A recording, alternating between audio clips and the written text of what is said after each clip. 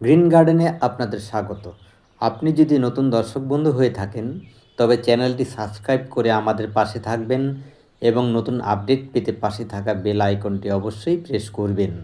আজকে শীত লাউ সম্পর্কে কতগুলো গুরুত্বপূর্ণ টিপস এবং অভিজ্ঞতা দর্শক বন্ধুদের শেয়ার করব। অবশ্যই ছাদ বাগানীদের এটা কাজে লাগতে পারে।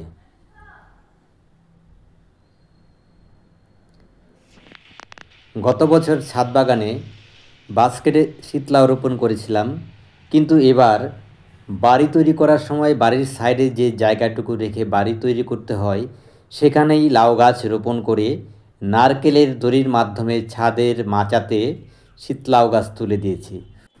বাস্কেটের চাইতে মাটিতে রোপণ করে ছাদে লাউ গাছ তুলে দিলে তাতে ফলন ভালো হয় এবং জল সবসময় দেওয়ার ঝঞ্ঝাটও থাকে না। ছাদের মাচাতে লাউ গাছ ওঠার পরেই 2G এবং 3G কাটিং করে দিয়েছি, ফলে অনেক ডগ বেরিয়ে গেছে এবং প্রচুর লাউয়ের কড়াও ধরেছে। কিন্তু দুঃখের বিষয় যে প্রত্যেকটা লাউয়ের কড়া ফলমাছি কামড়ে দিয়েছে, ফলে পচে গেছে। দেখুন, প্রত্যেকটা লাউয়ের কড়াই পচে গেছে। কাজেই বিষমুক্ত লাউ খেতে চাইলে একটা সহজ পদ্ধতি অবলম্বন করতে হবে। লাউ গাছে অবশ্যই ফেরোমন ট্র্যাপ ব্যবহার করতে হবে। দেখুন, আমার লাউয়ের কড়াগুলো পচে গেছে। আমি একটি ফেরোমন ট্র্যাপ ব্যবহার করেছি। দেখুন, এই ট্র্যাপে পড়ে প্রচুর ফলমাছি মারা পড়েছে। দেখুন, কতগুলো ফলমাছি একদিনেই পড়েছে। আসলে এই ফলমাছি এই ট্র্যাপে যে এক ধরনের হরমোন দেওয়া থাকে সেটা আসলে স্ত্রী ফলমাছির হরমোন। সেই হরমোনের গন্ধে ফলমাছিগুলো ট্র্যাপের ভিতরে ছুটে যায় এবং মারা পড়ে যায়।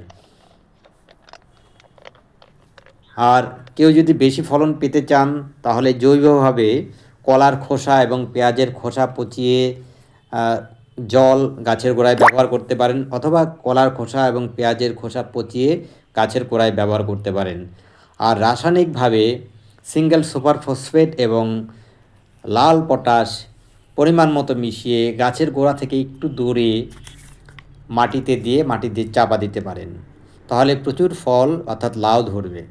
দেখুন, আমার একটি লাউ খাওয়ার উপযোগী হয়ে গেছে।